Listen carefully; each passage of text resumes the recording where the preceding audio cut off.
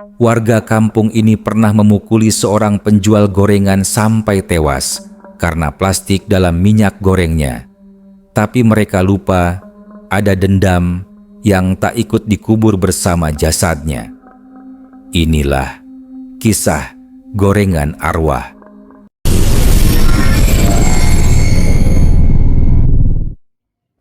Sore di kampung Cikal, aroma gorengan selalu jadi penanda waktu berbuka semakin dekat. Di antara deretan pedagang, warung Pak Dirman paling ramai. Gorengannya garing luar biasa, tahan renyah bahkan sampai malam. Masyarakat menyebutnya gorengan viral karena sempat heboh dibicarakan setelah videonya ditonton ribuan orang di TikTok. Namun kehebohan itu tak selamanya manis. Suatu hari, anak kecil bernama Rano yang kerap dimarahi ibunya karena jajan gorengan setiap sore, pulang dalam keadaan muntah-muntah. Ibunya mengira anaknya hanya masuk angin, tapi saat membuka tas plastik berisi sisa gorengan dari warung Pak Dirman, dia mencium aroma aneh. Plastik pembungkusnya tampak meleleh, seakan terkena suhu panas yang ekstrem. Beberapa hari kemudian, seorang warga bernama Bu Erna diam-diam merekam saat Pak Dirman menggoreng. Dengan zoom kamera ponselnya, tampak Pak Dirman mengambil sesuatu dari bawah meja, plastik kresek hitam, lalu menyobeknya kecil-kecil dan mencampurnya ke wajan panas berisi minyak goreng. Video itu menyebar seperti api disiram bensin. Komentar netizen kejam, "Ini ngebunuh pelan-pelan woi, makanya jangan jajan sembarangan. Lapor polisi aja." Namun yang terjadi jauh lebih mengerikan. Warga yang marah tidak menunggu proses hukum. Malam itu, sekitar jam 9, Pak Dirman masih membersihkan sisa dagangan di gerobaknya saat puluhan orang mendekat. Mereka tak bicara. Satu persatu mengepung. Beberapa membawa kayu, yang lain memegang batu. Mata mereka merah membara oleh amarah dan emosi. "Lo tega racunin orang kampung, Dirman," teriak seseorang. "Aku nggak racun, aku cuma..." Suaranya gemetar, tubuhnya gemetaran. "Supaya gorengan awet, cuma sedikit plastik. Demi Allah." Itulah kalimat terakhirnya. Satu batu mengenai kepala. Pak Dirman jatuh tersungkur ke trotoar. Kayu menghantam punggungnya. Tendangan mendarat ke perut. Jeritan minta tolong tenggelam oleh suara makian. Tidak ada yang tahu siapa pukulan terakhir. Tidak ada yang tahu siapa yang melempar batu paling besar. Yang pasti, tubuh Pak Dirman tergeletak tak bergerak. Matanya terbuka, darah mengalir dari pelipis, dan tangannya masih menggenggam sutil besi yang patah. Ironisnya, banyak yang merekam kejadian itu sambil tertawa. Bahkan ada yang mengunggahnya, disensor seadanya. Pihak berwenang datang pagi harinya, tapi sudah terlambat. Tidak ada pelaku yang bisa diidentifikasi. Semua hanya menonton. Semua tidak tahu siapa yang mulai. Kematian Pak Dirman ditutup sebagai kecelakaan massa akibat emosi warga. Jenazahnya dikuburkan cepat tanpa keluarga. Istrinya sudah lama meninggal. Anaknya merantau ke Kalimantan. Tak ada yang menangis, tak ada yang berdoa panjang. Namun, sejak malam ketiga setelah pemakaman, gang tempat gerobak Pak Dirman biasa mangkal terasa berbeda. Warga mendengar suara minyak mendidih di tengah malam. Tetangga yang tinggal paling dekat bersumpah melihat gerobak gorengan Pak Dirman berpindah tempat sendiri. Ban rodanya bergeser pelan di jalanan tanpa suara, seolah didorong oleh angin atau sesuatu yang tak terlihat. Bu Erna, orang yang pertama kali menyebarkan video, mengalami hal aneh di dapurnya. Jam 2 malam, dia terbangun oleh bau gorengan. Saat masuk dapur, kompornya menyala sendiri. Wajan terisi minyak dan di permukaannya muncul serpihan plastik terbakar, meleleh, menggelembung seperti mulut terbuka. Dia menjerit, tapi saat suaminya datang, semuanya hilang. Dapur dingin, kompor mati, Dan esoknya, Bu Erna ditemukan jatuh dari tangga rumahnya. Lehernya patah. Tangan kirinya memegang selembar plastik hitam kusut yang tak bisa dijelaskan asalnya dari mana. Warga mulai membicarakan ini sebagai kutukan gorengan. Tapi kutukan tidak berhenti. Satu persatu, mereka yang terlibat dalam pengeroyokan Pak Dirman mengalami hal serupa. Suara gorengan di tengah malam, bayangan pria dengan celemek penuh darah, dan kematian yang tak bisa dijelaskan. Tapi belum ada yang berani menyebut satu nama, Pak Dirman. Sampai malam itu, seorang pemuda bernama Reza yang mengaku hanya menendang sekali saat pengeroyokan melihat bayangan seseorang berdiri di depan rumahnya. Orang itu membawa sutil, matanya kosong, wajahnya hangus, tapi mulutnya berbisik lirih. Gorenganku belum selesai. Reza duduk sendirian di ruang tamu. Televisi menyala menampilkan acara gosip dini, hari yang tak menarik perhatiannya sedikit pun. Pikirannya jauh terlempar kembali pada malam yang tak ingin ia kenang. Malam ketika warga menghakimi Pak Dirman. Ia memang hanya menendang sekali, itu pun karena panik. Tapi bayangan mata Pak Dirman yang membelalak ketakutan selalu menghantuinya. Sudah 4 hari berturut-turut Reza tidak bisa tidur nyenyak. Selalu terbangun jam 3 pagi. Selalu dengan bau gorengan menyengat memenuhi kamar. Malam ini berbeda. Ada suara. Krek, krek, seperti plastik dibakar di atas api. Ia bangkit dari sofa, mematikan TV, dan menajamkan telinga. Dari arah dapur terdengar sesuatu mendidih. Suara yang sangat familiar. Suara minyak panas. Dia menelan ludah, ragu melangkah ke sana. Lampu dapur mati. Tapi suara itu makin jelas. Mendesis, memercik. Siapa di dapur? Serunya pelan. Tak ada jawaban. Ia beranikan diri membuka pintu dapur. Dan di sana, dalam kegelapan, kompor gasnya menyala sendiri. Minyak dalam wajan besar mendidih liar, seolah tengah menggoreng sesuatu yang tak kasat mata. Reza mematung. Ia tidak pernah menyalakan kompor malam ini.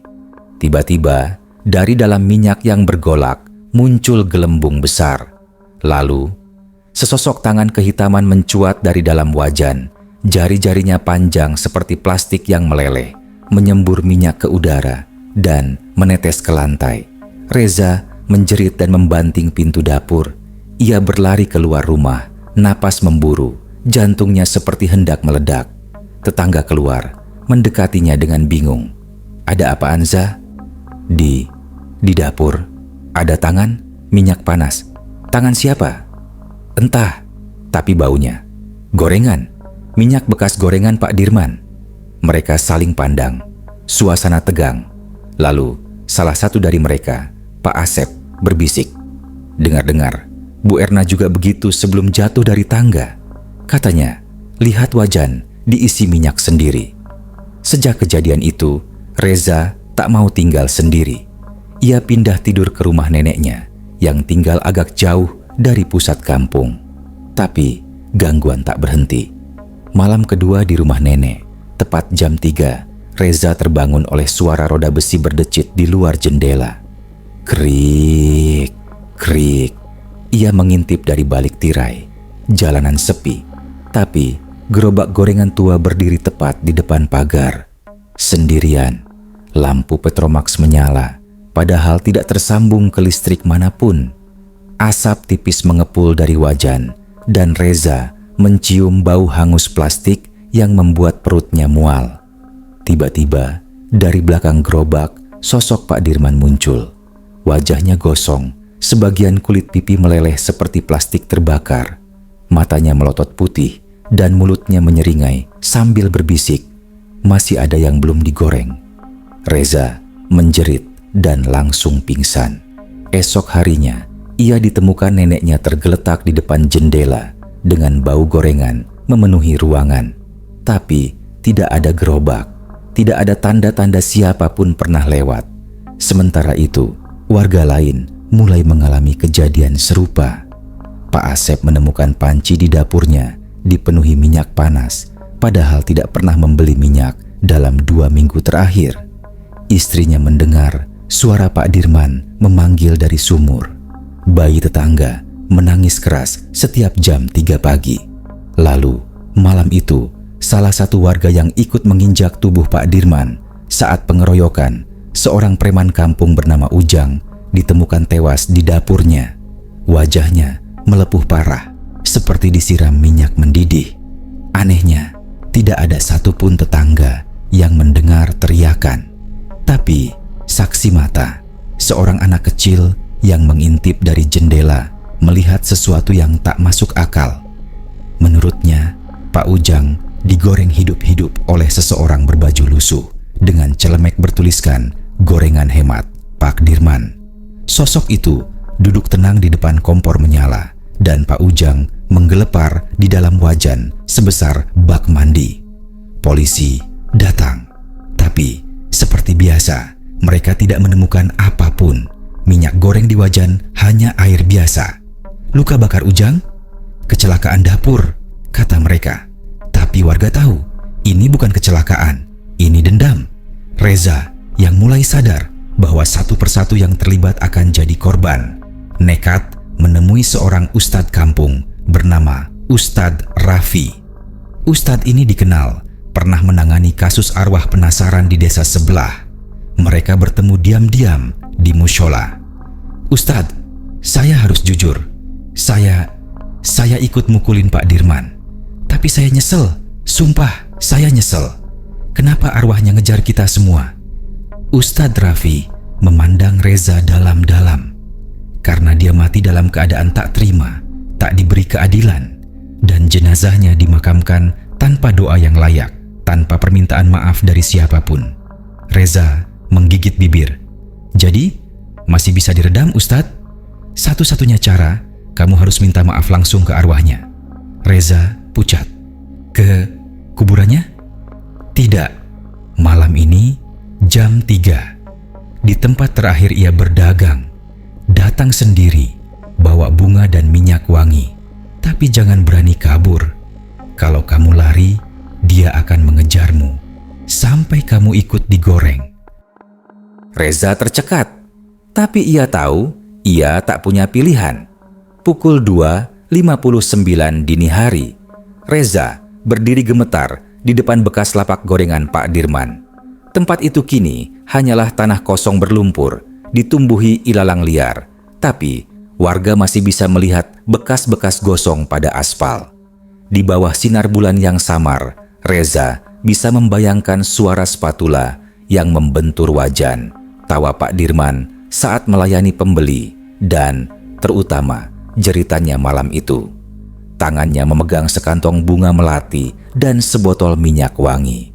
Ustadz Raffi menyuruhnya menyiram tanah dengan minyak itu dan menaburkan bunga sambil memohon maaf sebanyak 3 kali tanpa menoleh ke belakang apapun yang terjadi. "Jangan sesekali menoleh apapun yang kau dengar," pesan Ustadz Raffi. Reza menunduk, mulai menaburkan bunga sambil berkata, "Pak Dirman, saya minta maaf. Saya ikut mukulin Bapak malam itu. Saya salah. Saya takut. Tapi saya benar-benar menyesal." Ia menyiram minyak wangi ke tanah yang lembab. Aroma menyengat bercampur tanah basah memenuhi hidungnya. Ia ulangi lagi, lebih keras, "Pak Dirman, saya benar-benar minta maaf. Tolong, jangan ganggu kami lagi." Lalu, krek, krek, kreekak, suara gerobak, roda besi tua yang diseret, semakin dekat, terus mendekat dari arah belakangnya. Reza menggigil, tangannya mulai bergetar hebat, lalu terdengar suara itu. Masih ada yang belum digoreng. Suara parau, seperti pita suara yang terbakar, sangat dekat, di belakang telinganya.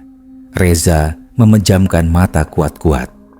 "Pak Dirman, saya mohon, cukup sampai di sini dendamnya, jangan tambah korban lagi." Suara itu hening sejenak. Lalu tiba-tiba, sesuatu menyentuh pundaknya. Dingin, basah, licin seperti plastik setengah meleleh. Reza spontan menoleh. Kesalahan fatal. Di hadapannya berdiri Pak Dirman. Setengah tubuhnya hangus, wajahnya separuh meleleh, mata kirinya hanya rongga gelap, dan dari kepalanya menetes plastik cair yang berbau gosong menyengat.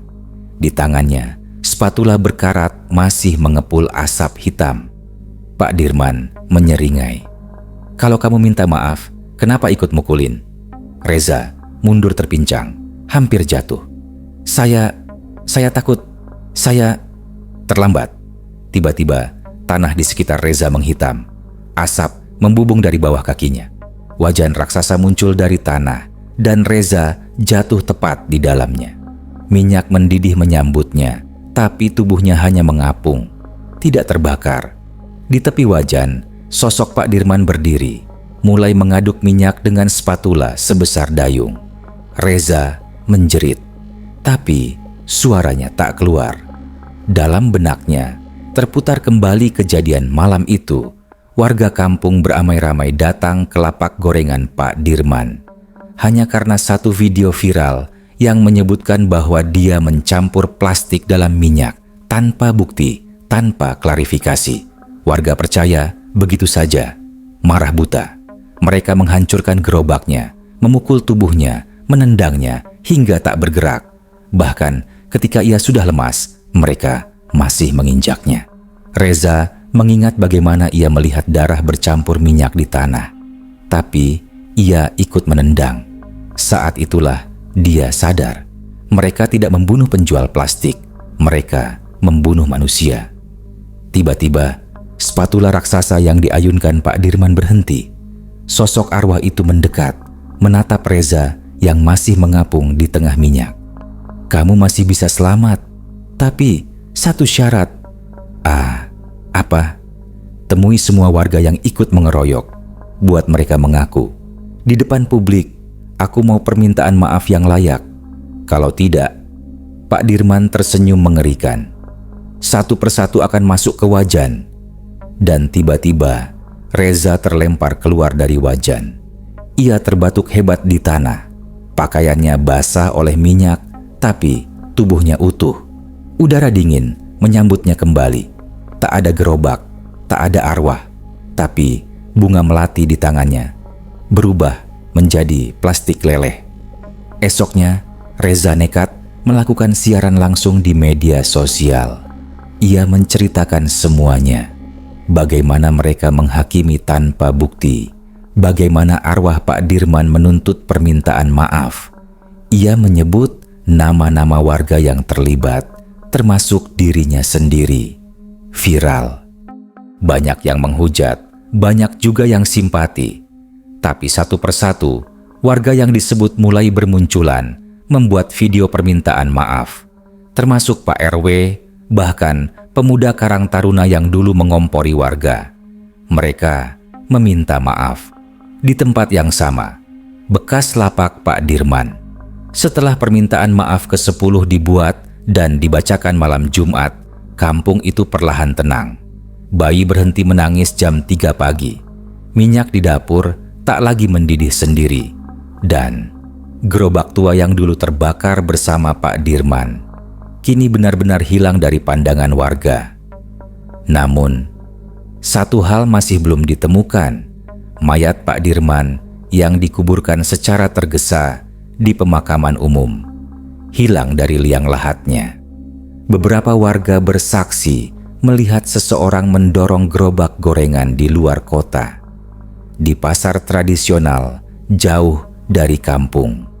Tapi gerobak itu tak punya penjual, hanya suara mendesis dari dalam wajan. Pasar Wage, kota sebelah, pukul 12 siang. Terik matahari menyengat. Pasar ramai seperti biasa. Pedagang sayur, tukang ayam potong, dan pembeli ibu-ibu berseliweran dengan keranjang belanjaan. Aroma bawang, cabai, dan daging menyatu dengan udara lembab. Tapi ada satu gerobak gorengan yang menarik perhatian warga hari itu. Gerobaknya tua, kayunya hangus sebagian. Roda kanannya sedikit miring, dan anehnya, tidak ada penjual di baliknya. Hanya ada wajan besar berisi minyak yang mendidih sendiri. Gorengan muncul satu persatu di atas saringan besi. Tempe, bakwan, tahu isi, pisang goreng, lengkap seperti biasanya. Aromanya menggoda, bahkan bagi yang sedang puasa.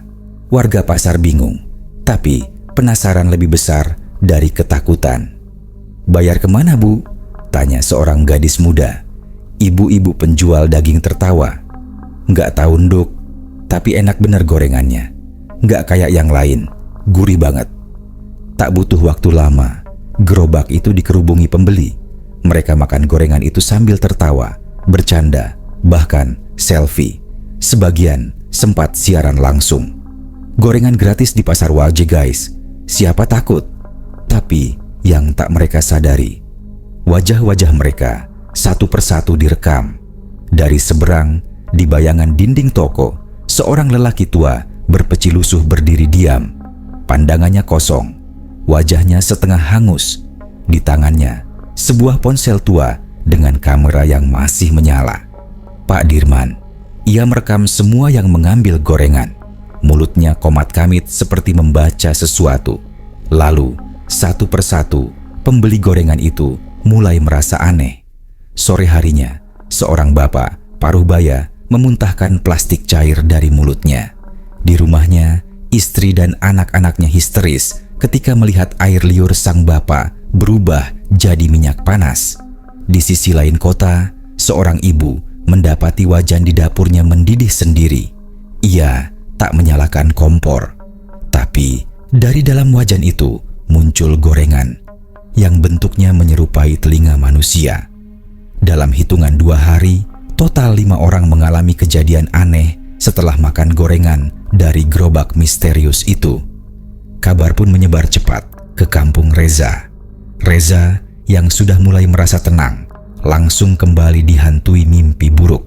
Dalam tidurnya, ia melihat sosok Pak Dirman mendorong gerobak itu dari satu kota ke kota lain, menggoreng nyawa manusia dengan spatula yang semakin besar. Reza akhirnya menemui Ustadz Raffi lagi. "Ustadz, ini belum selesai." Dia mulai menyasar orang luar yang gak tahu apa-apa. Ustadz Raffi mengangguk pelan. Dendam yang dibiarkan membusuk akan menjalar seperti racun. Ia tak lagi pilih-pilih korban. "Apa yang harus saya lakukan, Ustadz?" Ustadz Raffi menatapnya dalam. "Kau harus temukan gerobak itu. Tapi kali ini, jangan hanya minta maaf. Kau harus selesaikan urusan yang tertinggal."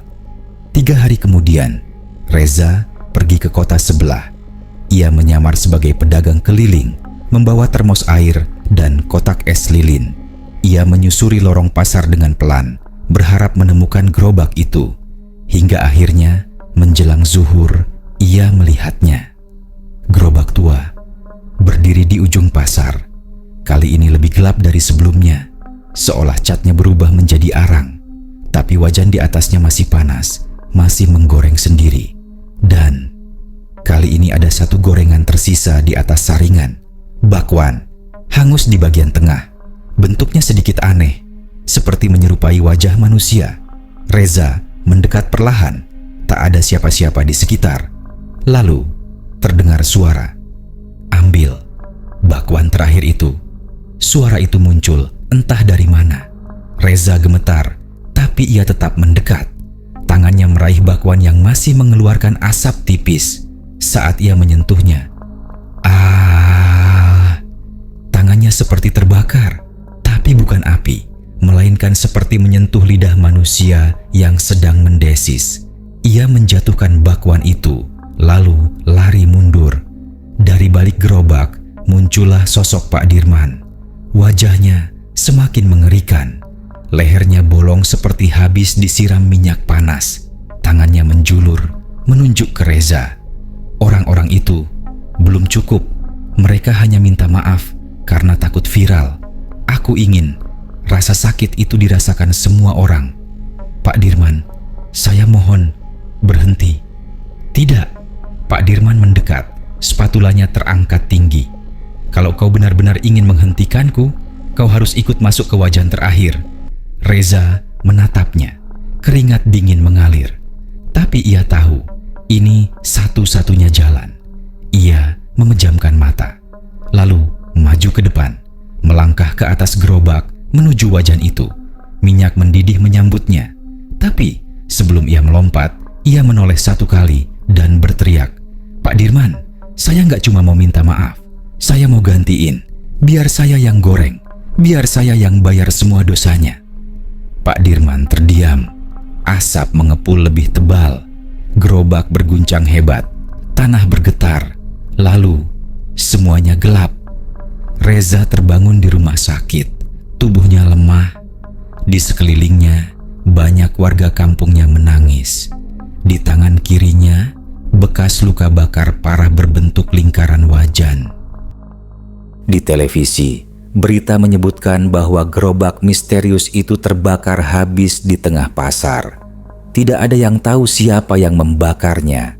Tapi sejak hari itu, tidak ada lagi gerobak gorengan berjalan sendiri. Namun, di kota lain, seorang pemuda merekam gerobak tua dengan minyak mendidih yang muncul tiba-tiba di pojok terminal.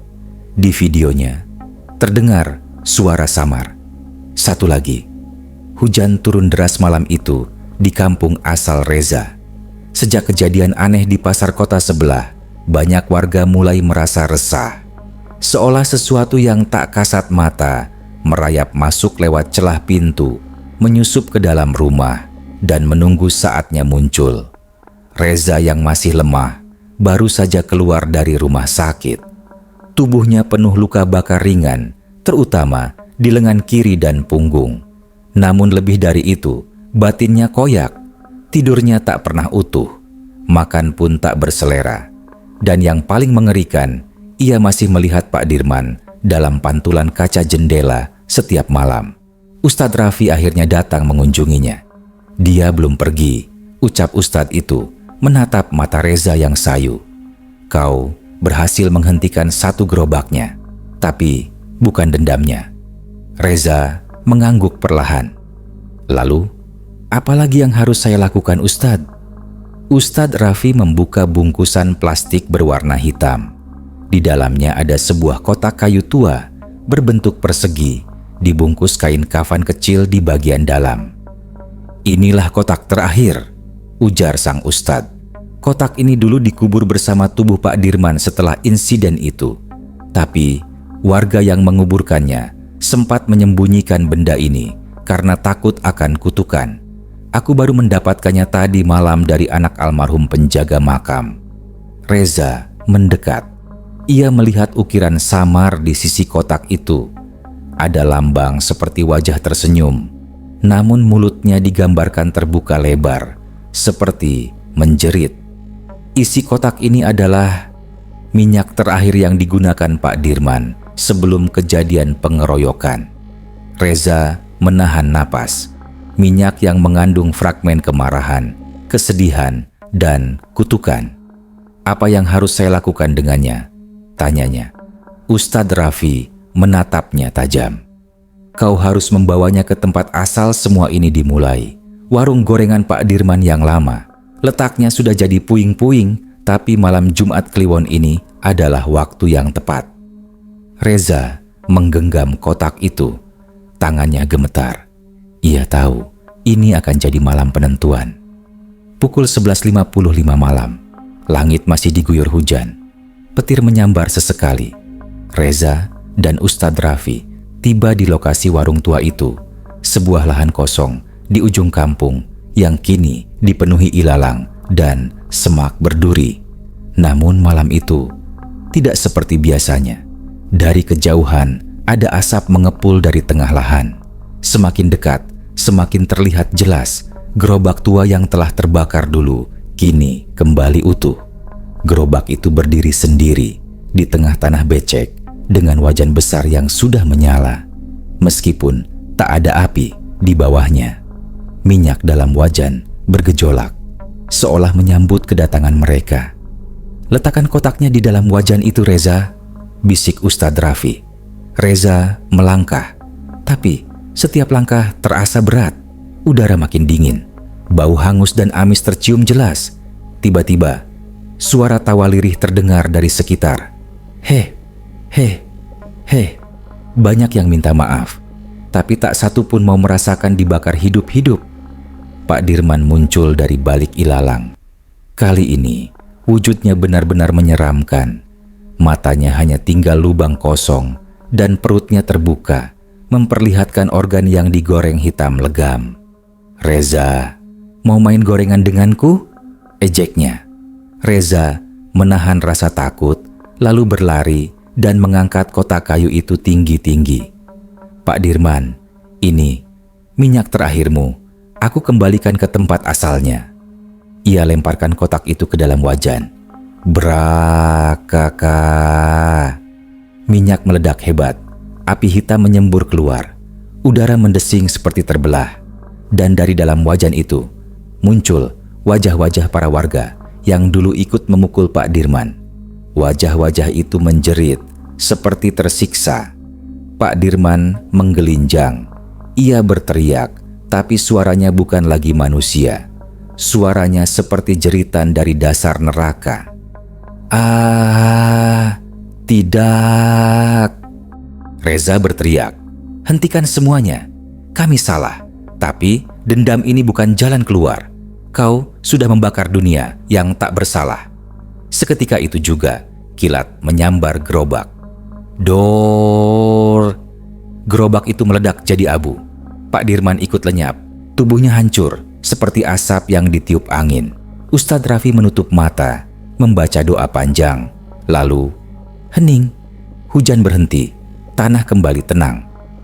Pagi harinya, warga kampung terkejut melihat bekas lahan warung tua yang kini menjadi lapangan bersih.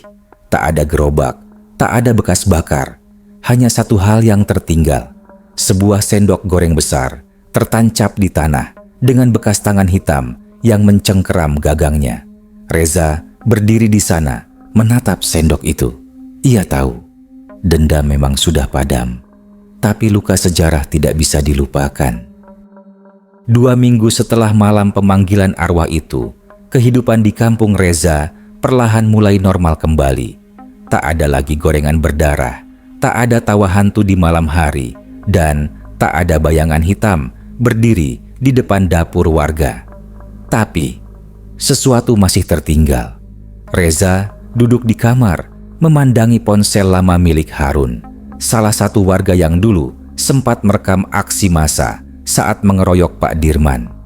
Ponsel itu ditemukan di antara reruntuhan dapur Harun setelah rumahnya terbakar tanpa sebab 3 hari lalu. Yang aneh, hanya ponsel itu yang selamat. Reza penasaran. Ia buka galeri, lalu menemukan sebuah video dengan nama file aneh, Vid 666 Last. Ia klik video itu. Video dimulai. Kualitasnya buram tapi suara jelas. Terdengar teriakan warga dan bentakan kasar. Bakar aja sekalian, gorengan plastik ini bikin anak saya muntah darah. Setan lo Dirman, ini minyak apa? Plastik dicairin semua. Lalu kamera mengarah pada seorang pria tua yang terikat di tiang bambu. Pak Dirman, wajahnya babak belur. Darah mengucur dari pelipisnya. Tapi yang paling mengerikan adalah senyumnya. Ia tidak menangis, tidak meronta. Ia hanya tersenyum, lebar sekali. Dan tiba-tiba Pak Dirman berkata pelan, "Satu hari, satu malam, kalian semua akan makan gorengan dari minyak neraka." Suara warga makin gaduh. Kamera berguncang. Lalu, tiba-tiba video berhenti. Layar jadi hitam. Tapi durasi video masih berjalan. Reza menelan ludah. Tiba-tiba, suara terdengar lagi. Bukan suara warga, bukan suara Pak Dirman, tapi suara dari seseorang yang merekam. Mungkin Harun sendiri. Kok masih nyala sih ini HP? Perasaan udah mati. Hah? Apa itu? Suaranya panik. Lalu terdengar langkah kaki mendekat. Berat, basah, dan mengerang. Dan kemudian kamera aktif kembali. Menampilkan wajah Pak Dirman yang sudah terbakar. Berdiri tepat di depan kamera. Menatap tajam dengan mata penuh bara. Giliranmu sudah dekat. Video berakhir. Reza terdiam. Keringat dingin menetes dari pelipisnya. Tangannya gemetar. Tiba-tiba, layar ponsel mati sendiri. Tak bisa dinyalakan lagi. Namun dari jendela kamar, Reza melihat asap tipis mengepul dari dapur rumahnya. Dan di antara asap itu, ada bayangan sosok tua dengan wajah hangus, memegang sendok gorengan. Beberapa hari kemudian, kampung kembali digegerkan dengan kabar dari kota sebelah. Seorang pedagang gorengan keliling ditemukan tewas dengan tubuh penuh luka bakar. Namun anehnya, tidak ada satupun bekas api di sekitar lokasi. Minyak di wajan miliknya berwarna hitam legam dan meletup tanpa sebab. Polisi menemukan satu benda misterius di keranjangnya. Sebuah kertas lusuh bertuliskan, "Jangan ulangi dosa yang sama." Semua yang kita lakukan di dunia, sekecil apapun, akan meninggalkan jejak. Tapi, ketika jejak itu berupa kejahatan massal yang tak disesali, kadang dunia lain akan menuntut balas. Kisah Pak Dirman mungkin terdengar seperti legenda kota kecil, tapi banyak saksi mata dan bukti nyata yang belum terungkap, termasuk video terakhir itu. Kalau kamu suka cerita horor nyata yang membuat bulu kuduk merinding dan bertanya-tanya tentang batas dunia, jangan lupa subscribe, nyalakan loncengnya, dan share ke temanmu. Karena di channel ini, setiap kisah punya nyawa, dan setiap nyawa bisa menuntut balas.